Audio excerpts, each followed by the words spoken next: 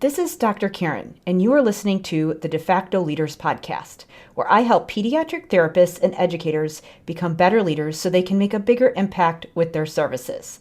With over 15 years of experience supporting school-age kids with diverse learning needs, I'll share up-to-date evidence-based practices, my own experiences, and guest interviews designed to help clinicians, teachers, and aspiring school leaders feel more confident in the way they serve their students and clients. I'll cover a range of topics designed to help you support students' emotional and academic growth and set kids up for success in adulthood, including how to support language, literacy, executive functioning, as well as how to help IEP teams working together to support kids across the day.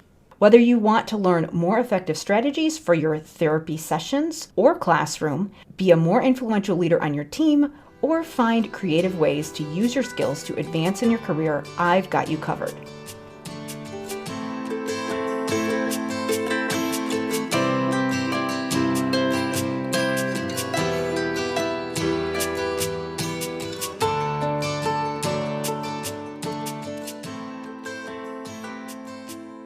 Hey there, it's Dr. Karen, and welcome to episode 109 of the De Facto Leaders podcast. In this episode, I have special guest Eric Makelky, a senior high principal from Wyoming. In this interview, Eric shares his experience transitioning from being in the classroom to being an administrator, what surprised him, what challenges he had. He also shares some of the things that many teachers and therapists may not know if they haven't been in an administrative position before. So I thought it would be really valuable to get his perspective. We also dive into employee evaluations. If you are a teacher or a therapist and you work in the school systems, or really this may happen in medical facilities as well, you know that you might sometimes be evaluated by someone who isn't necessarily a subject matter expert in your content area. So this is something that happens a lot with school principals. They have to evaluate their entire staff. So this means that they are evaluating teachers that are teaching a content area that they did not teach. And they're also responsible for evaluating the related service providers like the speech pathologists, school nurses, social workers, psychologists. And sometimes that can be a challenge to figure out how to provide feedback in a way that's helpful, considering the fact that they have never been in the role of the person that they're evaluating. So he talks about how he makes evaluations useful despite all of these things, as well as some of the things that we may not realize if we've never been in a role where we've been responsible for evaluating staff. So it's really valuable to learn just what your school administrator might be looking for when it comes to evaluations, as well as some of the things that you can ask for when it comes to feedback and knowing how to get the support and mentorship that you need to do your job well. Before we get going in this interview, I wanted to share a resource for you if you want to learn how to put supports in place to support your students' mental, social, and academic health. All of those things can be supported by executive functioning supports, but as a member of the school team, you know that it's very difficult to know exactly how to intervene. That's why I've created a free training for related service providers and educators to share how you can support your students' mental health, their social skills, as well as their academic functioning. In this training, I'll share why some students experience anxiety despite going to talk therapy. I'll also share why some students struggle socially even though they're going to social skills groups, or why some kids still struggle behaviorally even though classroom management is being implemented. To sign up for that training, you're going to want to go to drkarendudek-brannan.com/EF leadership. Again, that's drkarendudek-brannan.com/EF leadership. Now, let's get to the episode with Eric Makelky.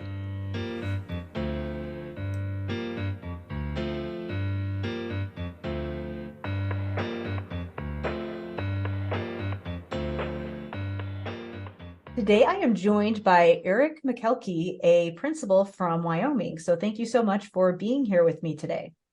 Yeah, great to be on the show, Karen. Thanks for having me. So I thought we could get started off by you just telling everyone a little bit about yourself. So, what's your background? What are you doing now? And just the whole kind of start at the beginning and tell us where you are now. Yeah, I grew up in a small town in Montana. I was the son of an educator. I have an identical twin who's also an educator, so it's definitely a genetic trait in my family. But I started off as a middle school language arts and social studies teacher. I've been an instructional facilitator, an alternative high school principal, assistant middle school principal, head middle school principal, and currently a junior senior high principal in rural central Wyoming. Great. So you've had quite the range of experience with working directly with students, but also being in leadership roles in a number of different settings. So Yeah, I never wanted to be an administrator, honestly. I think my first couple principals, I may have been a bit of a pain as a teacher, but things happened, and once I got in a ed leadership program, I really started to see the impact principals had, good and bad. I think, like a lot of educators, that's been my motivation, is the examples of what I don't want to do as far as treating people and kids a certain way, and also some great positive examples. So, what made you not want to be an administrator originally? Like, what was the drawback for you there? well, um, being a teacher, and I also coached uh, three sports. I loved sports growing up. I wasn't a great athlete, but I just loved what I learned from sports, and I wanted to share that with kids as a coach. You can kind of control your own little kingdom, Mm-hmm. and any problems you deal with as a teacher or coach are usually ones you created. But when you become an administrator, it was obvious that all complaints, all personnel issues, student issues, parent issues, community issues ended up kind of ending, funneling through the principal's office. And it's like, man, why would you want to deal with everybody's problems? It just Yeah. didn't look very fun. Yeah. I have had, when I was on the school administrator route doing my director of special ed credential, I remember my mom she was either a teaching assistant or a sub. But anyway, she was in this elementary building and she was chatting with the speech pathologist there and saying, "Oh, my daughter's a speech pathologist and she is interested in being a school administrator." And he was like, "Why? Why would you want to do that? Is she nuts?" But yeah, the impact was what got me. Was there a tipping point for you where you realized, oh, maybe I do want to do this, or was it kind of a gradual thing for you?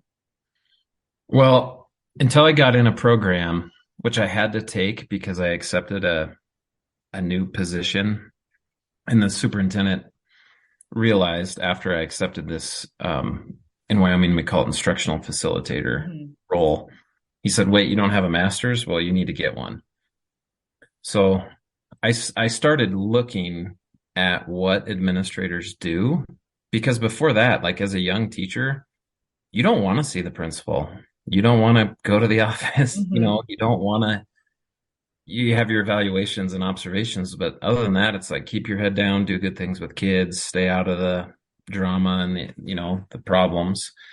But I started looking at what administrators do, and I think just like as a teacher, it was all about the impact you had on a class. I started to realize a building principal could have that whole impact, that same impact on the whole school and on all of the teachers and all of the students and with the parents.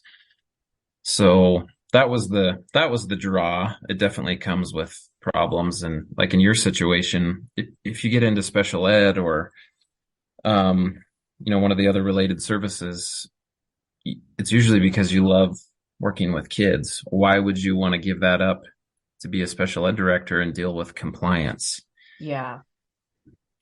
Yeah. So I had the same experience. And what I did was, so I was in the schools, I was in a director, or actually no, special ed doctoral program, and there was overlap between the director of special ed credential and the doctorate in special ed. And when I started taking those classes, I thought, oh, maybe I do want to do this. And so with some of the roles, when you are on the IEP team and you are a case manager, I, in certain situations, would get very frustrated when things weren't happening a certain way, as far as the way that I had to arrange services, or just the whole IEP team and the way that we were working together. And I realized that I did have to do that.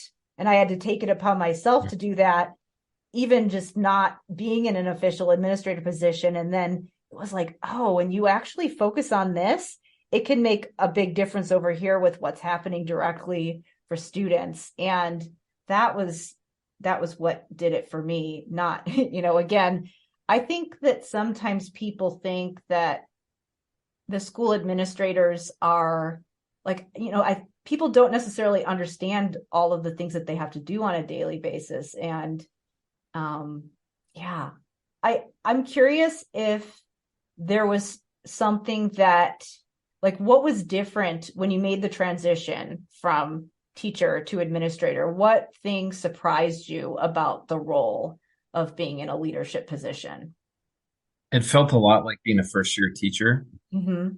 I came in confident, believing in my own abilities to do the job, and the reality of the job compared to what I was prepared for was very different. Mm-hmm. Um, I felt I, I had a great master's program and a great internship experience and stayed in the district that I had taught in when I became an administrator. So I felt like I had my feet under me, but there were so many things, usually problems, that I had no idea administrators dealt with. Mm-hmm. And there was no manual, there was no, um, you know, book on, well, when this happens, do this. And I definitely felt less prepared that first year. It was really a struggle. And looking back on it, I also recognize, oh man, there were so many things that I could have handled better, but I just Yeah. didn't know what I was doing. Mm-hmm. So I did the best I knew how. And similar to being a first year teacher, where you're really focused on yourself and being prepared and being organized and trying to take care of business in the classroom. But kind of that imposter syndrome, Yeah. I really remember it took until about end of year two, maybe halfway through year three as an administrator. I felt like I wasn't pretending to be a leader anymore. Like even telling people, yes, hey, I'm the principal, felt like I was I Yeah. was like stealing someone's identity. I wasn't confident in Yeah. myself, and I really felt like, man, any day they're gonna find out I don't know what I'm doing and make me go back to being a teacher. Yeah. I've thought about that when a couple times, I'll hear things in professional groups I'm in where it's, oh, we have a new principal this year and they're telling me to do this, this, and this, and it doesn't make sense. And I just wonder, I wonder what would happen if you just went and talked to them and, maybe had like a conversation with them and share a little bit about what you do. And just, I always think, they probably are telling you to do that because they're in a new principal job. They're trying to figure out the lay of the land. They're probably really not thinking about you as specifically as you think, or whatever it is. So Mhm. that's always my thought. What are some specific problems that came up for you that you never would have realized when you were in the classroom working directly with students? Um, Probably the most stressful and worrying for me were like personnel issues. Mm-hmm. As a teacher, you really only see your colleagues in the hallway and in the teacher's lounge and in staff meetings. And you kind of assume everybody else teaches like you and, does what you do.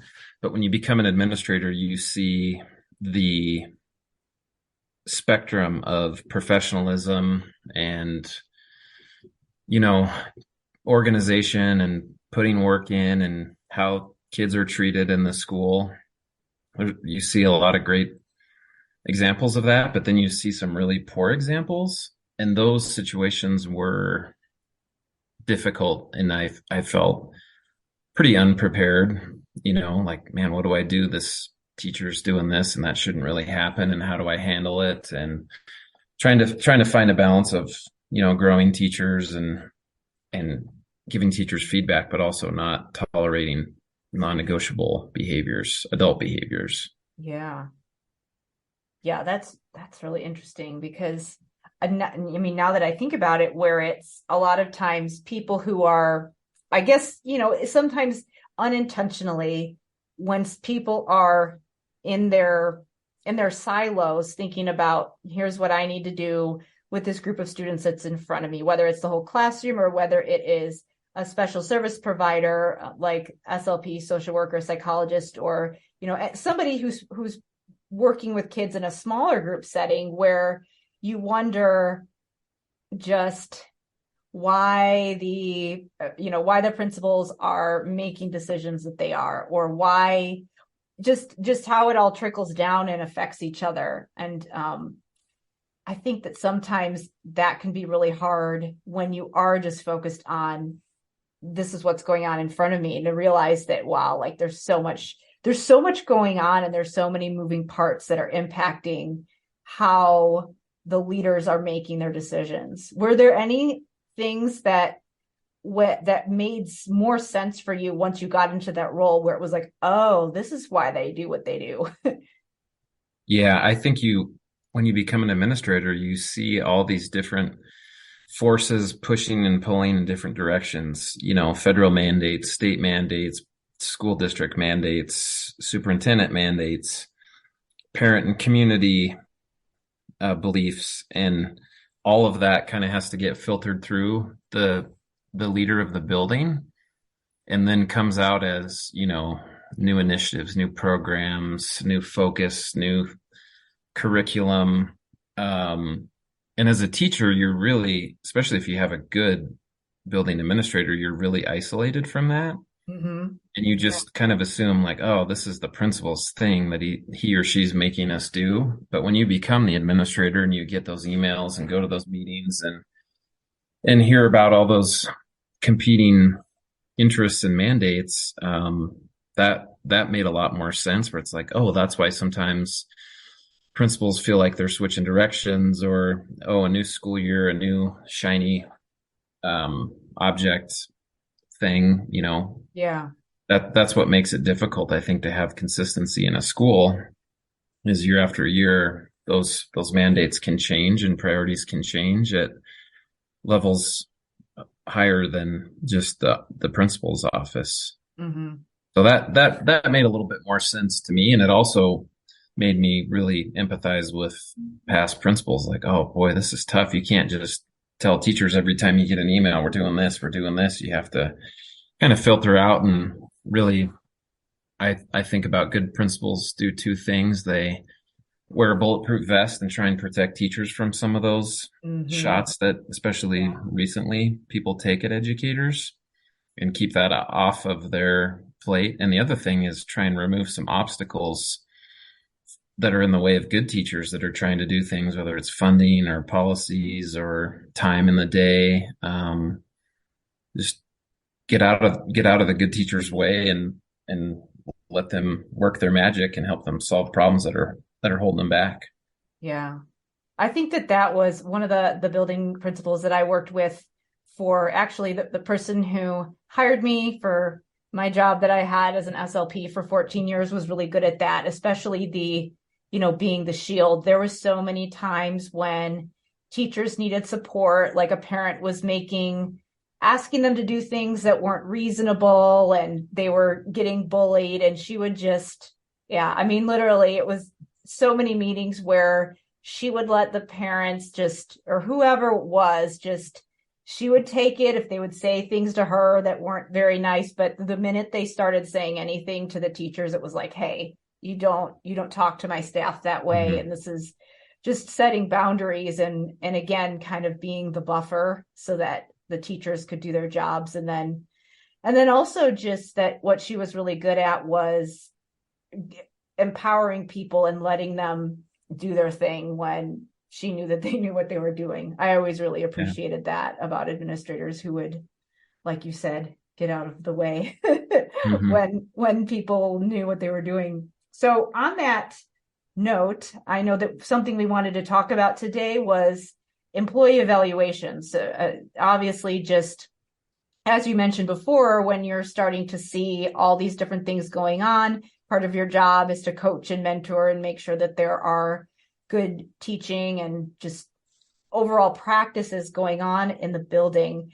This makes me think of a while ago, it was a couple weeks ago, I was on, scrolling Facebook, and, people love to share their opinions about whatever. And a person who was not in education said something like, instead of students being graded, teachers should be graded. And so then, the comment section just was, off the rails, people saying all kinds of things like, yeah, all teachers care about is standardized testing, blah, blah, blah, blah, blah. And it's like, so the teacher bashing ensued. And, I'm just, of course, I had to take the bait and share my thoughts on that, even though that was literally the intention of the post. But yeah, my thought is they are graded. They're called employee evaluations, and they take up a ton of time, and your job depends on it. And yeah. Anyways, I just thought that was really ironic that, you know, people don't really fully understand why teachers, principals are emphasizing the things that they are. As you said, they're getting all Do kinds of pressure. do you think, Karen, do people like that, do they just not understand that teachers and employees have evaluations, or is it more of like, oh, well, they have tenure in education, so they can't be fired no matter how bad they are, kind of So thinking? some people do think that, but some people just really don't understand how much time it takes to do evaluations. I remember, and I don't know, I wanted to ask you about what framework you use to do evaluations, but I remember we were using the Danielson framework, and when that came about, it was like, I mean, it was really, I remember the building principals, that was almost, like all of their time for a while that they were spending learning that framework. And it was just like for the special ed people, a lot of times we, our Achilles heel is IEPs. And it seemed like the principal's version of that was learning this evaluation paperwork. Not that it's, a bad thing. Obviously, it's a really important part of your job, but just the time that it takes. So I think that people don't really understand what goes into the evaluations. Yeah, I mean, they really just, it is a pretty complicated system. I think people don't really understand how it works. I mean, just like anything, if you're not involved with something, how would you know? You're only seeing the outside. So yeah, anyways, on that note, I am curious well, I guess first off, like what framework do you use when you're doing your staff evaluations? Yeah, I've used a few different ones. The Danielson model is pretty cumbersome. I don't remember Yeah. exactly how many indicators, but I want to say 64. Mm-hmm. If you do the domains and subdomains, and ironically, I believe when Charlotte Danielson came up with that, she also made it clear it wasn't intended to be a teacher evaluation tool. But here we are, it's definitely one of the top two most commonly used evaluation tools, but it's just too specific. I feel like if you're trying to give feedback to Yeah. anyone based on that many indicators, it'd be like sitting down with a student and giving them feedback on 60 different parts of their language arts skills all at once in one meeting. It's too much. I've had a lot of experience with McCrell, and they have a couple different evaluation frameworks. The one I used the most was called the CUES model, which was also really specific, but not as exhaustive of a list of things to score and give feedback on. And then the state of Wyoming, I want to say 4 years ago, made some legislative changes to teacher evaluation systems and allowed schools to come up with their own model. So you could use a research-based framework like Danielson or McREL.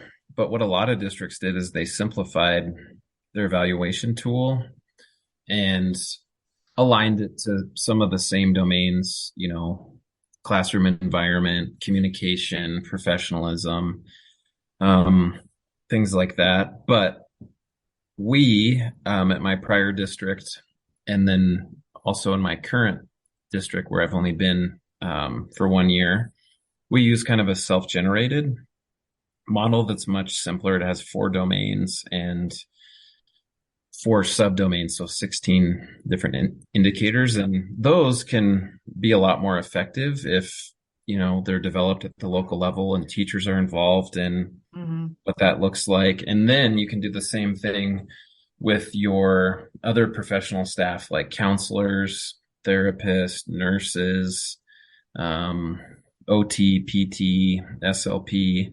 All of those job descriptions and evaluations can kind of be molded into what you want for your district and what the role looks like in your unique community, your unique school, because I think those are very different depending on just the size and demographics and a lot of those positions in a small school or district, you're kind of a one person department. Yeah, really. absolutely.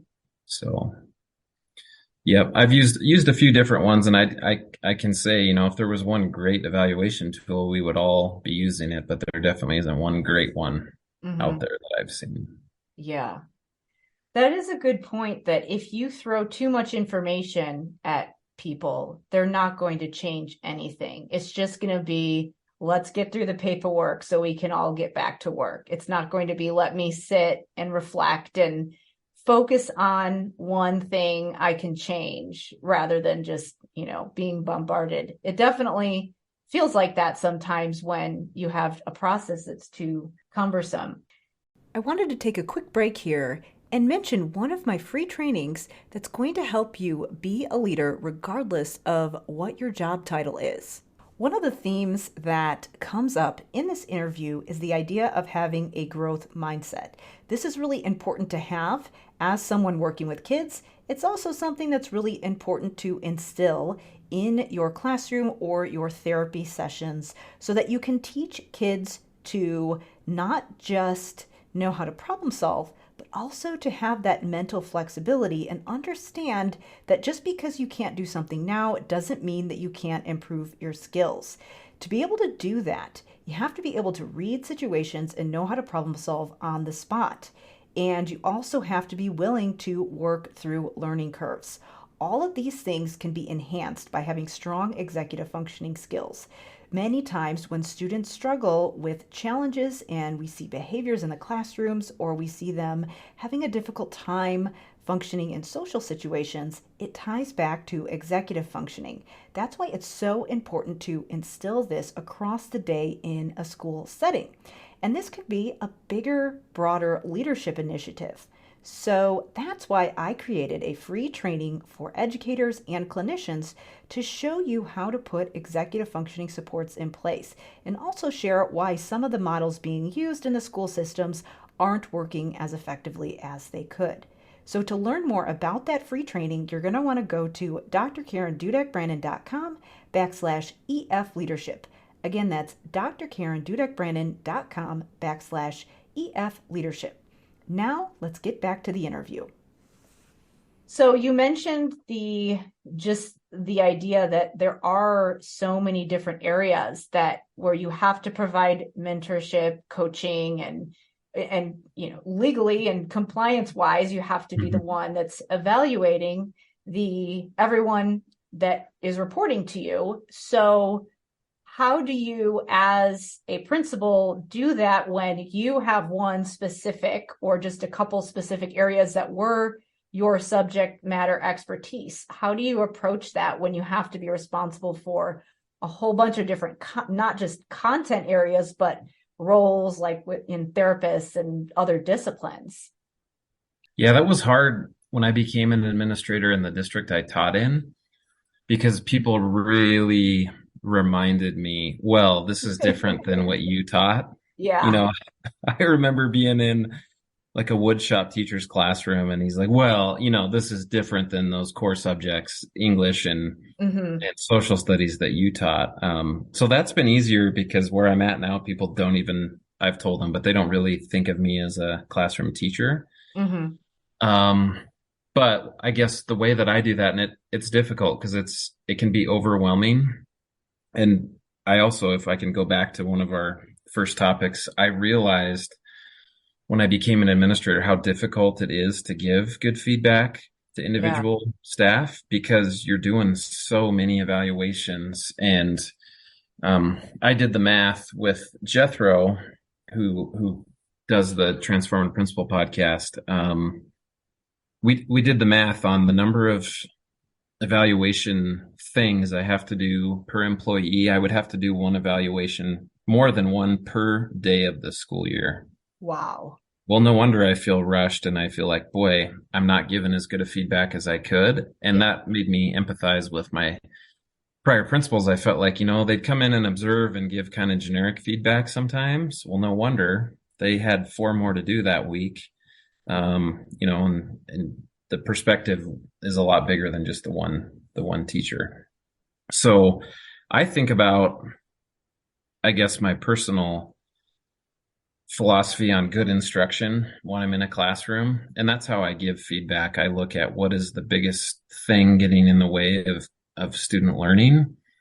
And then that usually fits whatever model or evaluation tool we're using. If it's, a classroom management practice, Harry Wong, first day of school's routine and procedures. A lot Mm-hmm. of times it's easy to see some of those practices that are missing or could be improved and focus my feedback that way. I've also learned that a lot of times when you go in and observe teachers or other certified staff, just asking them, "What do you want me to focus my feedback on?" They Hmm. have things that they've already been trying or working on that they can help the administrator keep a focus when they're given feedback or when they're in observing or when they're doing their evaluation, their formal evaluation. Just ask the staff, what do you want help with? How can I support you? What do you want me to look for? And a lot of times the staff members can make that easy to take the huge form and really focus down on what we're going to talk about and discuss and try and improve. Yeah. Do you find that people are able to spot? I mean, obviously, if it's a blind spot that you're not seeing, then you don't see it. I mean, that's literally the whole Mhm. the concept that you don't realize that there's this thing over here that's impacting. Maybe you think that the solution is here or the problem is here, but it's really something else. How often do you find that people are able to at least funnel in to the general area where they need to improve? I've found that it really comes down to their mindset. If they're open to feedback and they have a growth mindset, no matter how many years experience or what their background is, it'll go it'll go a lot better for them and also for me when we're trying new things or giving feedback or trying to find blind spots. But the teachers I've worked with, the few teachers I've worked with that have a really fixed mindset that this is how I teach. I've always taught that way. And until the day I retire, I'll continue to teach that way. It doesn't really matter what kind of feedback I give or even showing them examples or going and observing peers that do something that would really help them improve. If they have a fixed mindset, it's not going to change their practice. Yeah. How often how do you deal with that as an administrator? I mean, do you have to just decide what your non-negotiables are for professionalism? Yeah, I've told teachers my bottom line the most important decision we make is to recommend renewal of your contract, Hmm. right? And that's something that I don't decide on a whim and I don't take lightly. That's a really big responsibility. And if I'm ever going to let someone know that they're not going to be recommended for renewal, I want to be confident that I've done everything I can to help them improve because usually, you know, improving the teachers you have is better for you and the teacher and the school than finding better teachers. Mm-hmm. So my real number one and only non-negotiable is, are you open to feedback? Because as long as someone's open to feedback, they're always going to get better. Yeah. And that to me is what it comes down to. If you're going to come back and keep working in our school, are you open to feedback because you want to get better? And even if they're brand new and really unprepared and missing a lot of basic skills and knowledge that they need to do their job, growth mindset can make up for that in a hurry. And within, 2, 3, 4, 5 years, they can become a really proficient teacher and do great things for kids. Mm-hmm. So I've only really worked with, I would say, 3 teachers that no matter what I did would not be open to feedback. One resigned the day it was announced that I was going to become the principal. Mm-hmm. And so that was pretty easy. I had been the assistant principal, and the day the district said Eric's going to be the new principal, she resigned. And I think kind of thought I'd be upset, or, the outgoing principal asked me, geez, what are you going to do? That teacher just resigned. I said, I know it's a Wednesday, but I'm going to go home and have a beer and celebrate, because the one real resistant teacher that did not want to improve and didn't want to work with me or colleagues is gone. That's a win. Yeah. But I guess, if they end up being that real negative, I'm not going to do anything you ask me, and I'm going to dig my heels in and be resistant. They're also usually toxic and hurt the culture of your school. Yeah.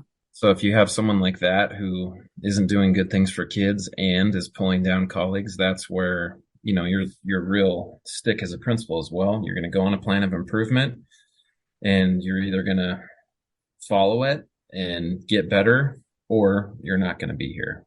Yeah. Do you ever have situations where the teacher is already tenured and they're maybe just for some reason flew under the radar because they moved around? Or, how hard is it to address it when that's the situation? It does make it more difficult. The analogy I use is, a non-tenured teacher is like a girlfriend. A tenured teacher is like a wife. Yeah. And so to find a new girlfriend is easy. Hey, this isn't working out. We're going to go a different direction. Whereas a tenured teacher, you got to have the divorce lawyers, and you got to go through counseling, and you got to follow a lot more rules. I would say the number one reason teachers end up tenured that shouldn't be isn't because they fly under the radar or because they've moved around. It's because administrators have moved around. Ah, that's interesting. So when you have, most states, it's your 4th year, you become tenured, I believe. Is that what you guys are? Yeah. Yeah. So Wyoming, we have a lot less protection as far as tenure than many states do. But let's say you teach for 3 years or 2 years in a district, and then your principal leaves or your evaluator leaves, and you have a new one who is learning a ton. Maybe it's their first administrative job, and they're not in your classroom, and they're not giving you good feedback. Well, boom, you get tenured, not because you earned it, but because the new administrator was preoccupied and in survival mode themselves. And then you add up, the average principal tenure, I believe the last time I saw was like 3.2 years. Well, wow.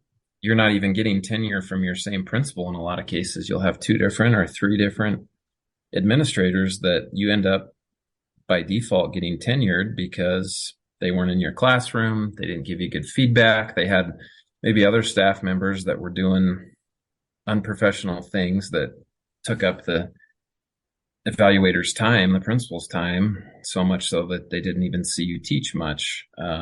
So that's definitely a problem. I know the first principal I had as a teacher, him and I have stayed in touch, and I don't know why, but one day I asked him, he had a great career and he's accomplished a lot of things. I said, what's your biggest regret? And that was his biggest regret, was one specific teacher that his first year as the administrator got tenure, and he said, I never should have renewed that teacher's contract because now, until that teacher retires, administrators are going to have an ineffective teacher that I allowed to get tenure, and I should not have done that, and I regret that. And that's pretty common, honestly. Mhm. I think that's why a lot of teachers end up in that situation, is because of us as principals.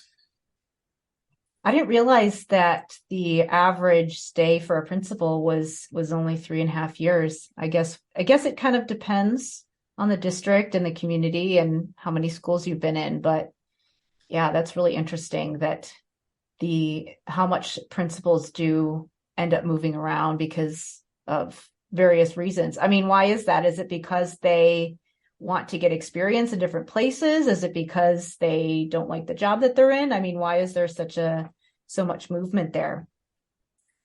Yeah, I think first of all, they have less protection. Mm, Principals aren't tenured and they're not getting multi-year contracts, so that makes it difficult to have longevity if you're feeling like you're always at the mercy of the superintendent, who also doesn't have much of a yeah. lifespan right now. It's even worse for superintendents. And then, the politics at the district level with school board elections. 2, 3 new seats on a school board open up and people run based on a few beliefs that have nothing to do with educating children. And all of a sudden, you have a new superintendent, you have a new principal, you have a new special ed director, a new curriculum director, just because of changes at the board level or the soup level. So I just think some of it is there's not a lot of job security. Also, some of it I know, and I've heard from people, oh, are you in this district to get experience and move up? There's definitely some people that do that. But I wouldn't say there's as many as you would think. I mean, who really would want to take a job for 2 years and then start over, Yeah. move your family? I don't think there's really that many administrators that are trying to climb the ladder as teachers think. Yeah.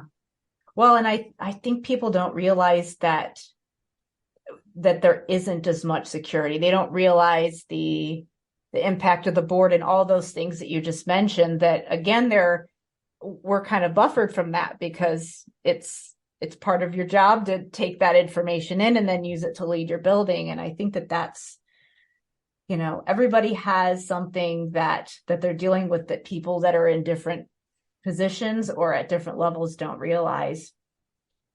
So as a principal, did you find when you have all these different content areas that you have to provide feedback, and when you took some of those principles, like you said, having a growth mindset or just basic understanding of instructional practices and things like that, did you find that translated to other positions? Like, for example, the school nurse or an occupational therapist? Was there a parallel with that too, where you're able to take some of that from evaluating teachers to also evaluating those other staff?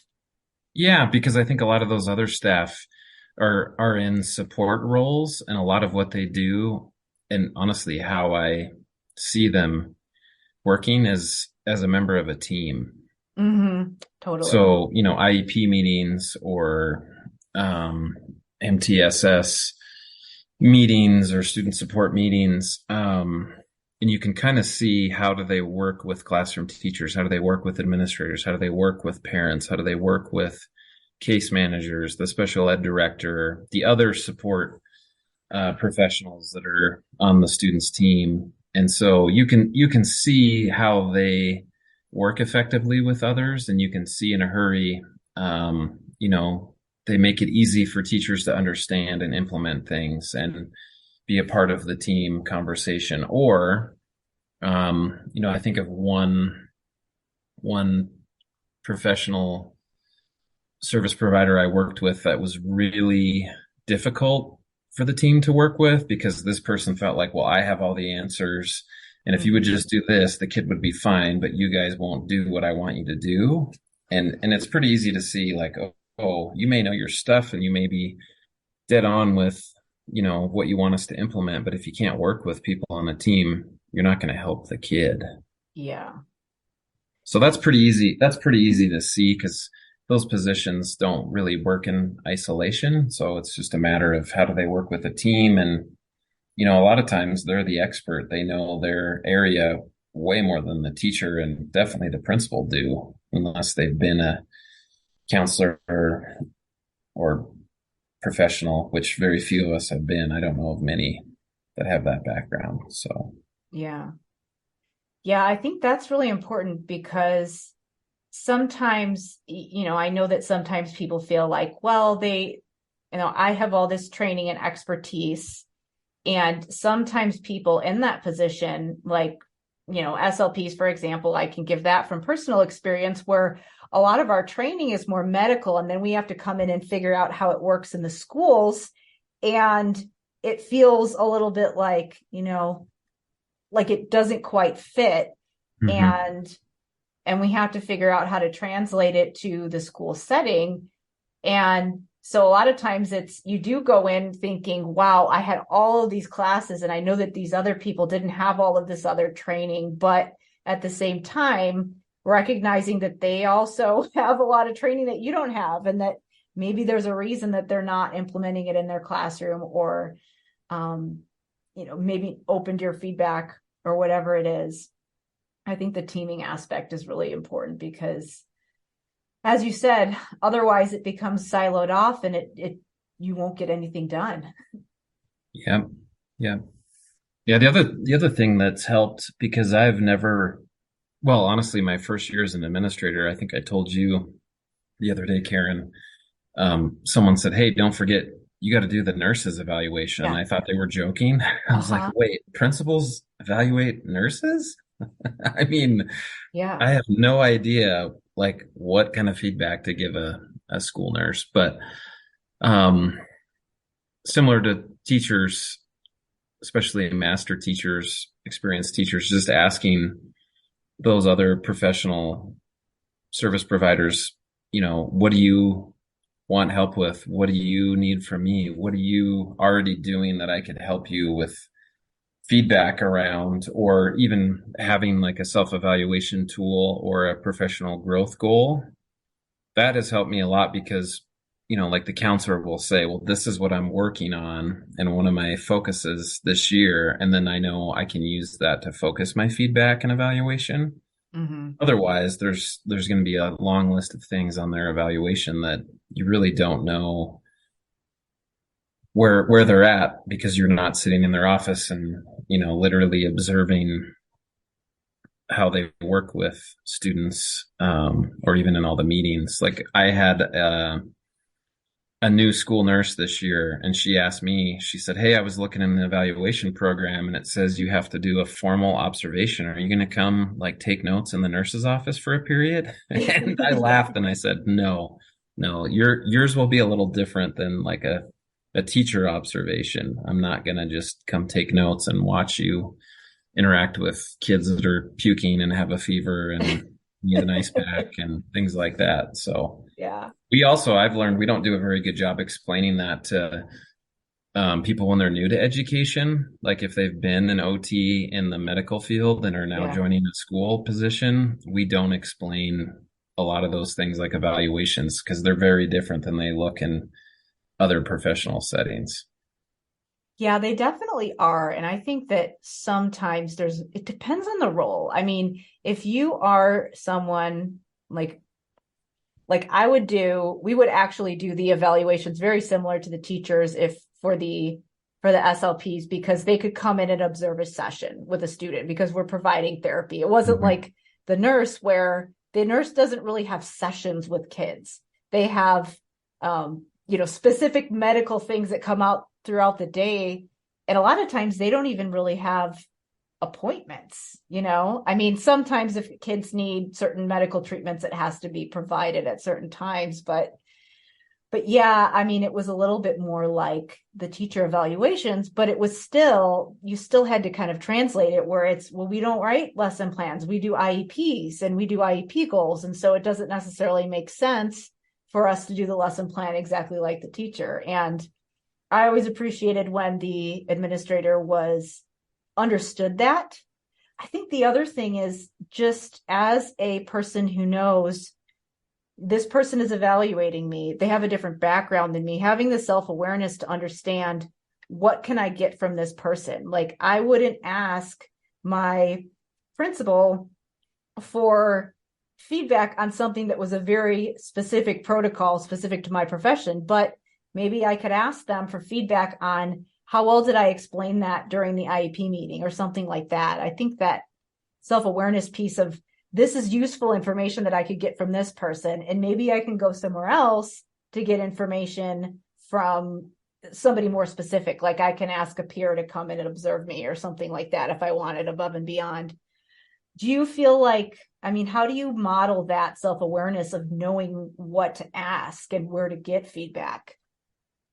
Yeah, that's a great point. And if it makes you feel better, I wish teachers realized, because you hear from teachers, well, you've only been in my class, 10 times this year, or you've only stayed more than 5 minutes twice this year. Well, how do you think principals feel when they have their evaluation done by a superintendent who's never been in a meeting with them all year?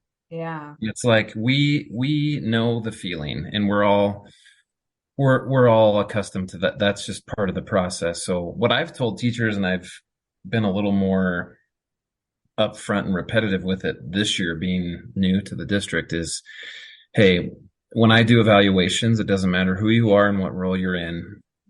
These are the consistent pieces that you're going to see from me. I want to give you specific feedback on positive things that I see you doing for kids that are working well, and specific feedback on things that I think you could do better. And it should be no more than 3 on either of those lists.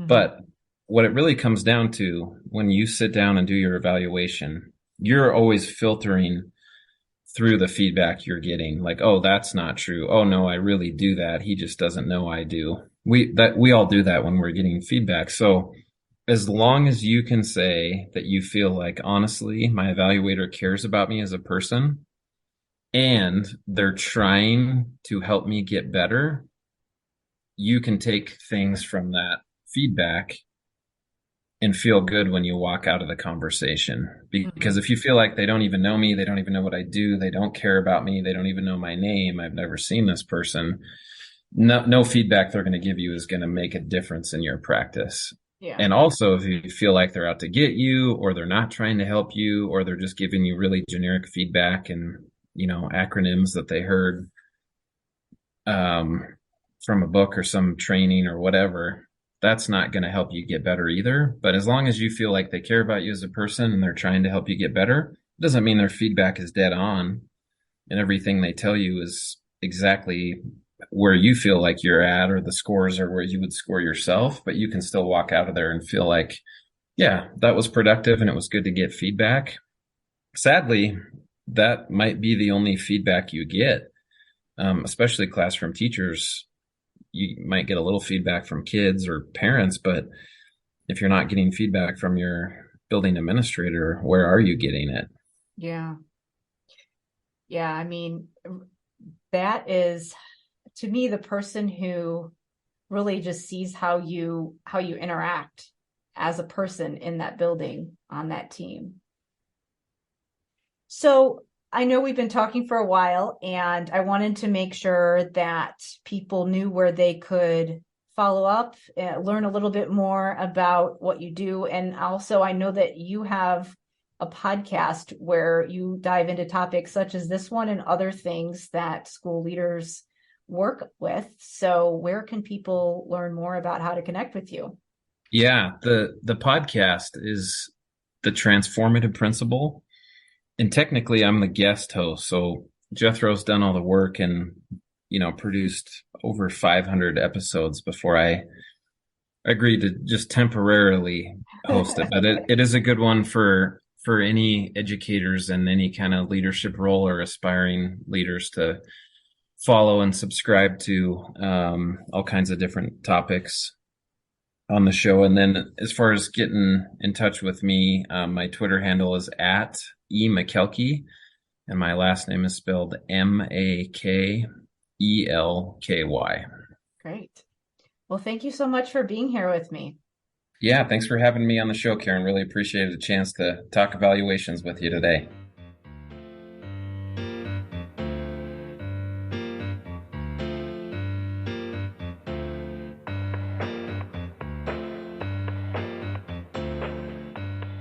Before we wrap up, I wanted to remind you to check out the Transformative Principal with Jethro Jones. And actually, Eric is hosting the Transformative Principal right now, as he said in the interview. One of the first episodes that I listened to on the Transformative Principal was an episode titled What If They Don't Want Feedback with Eric Makelky and Jethro Jones.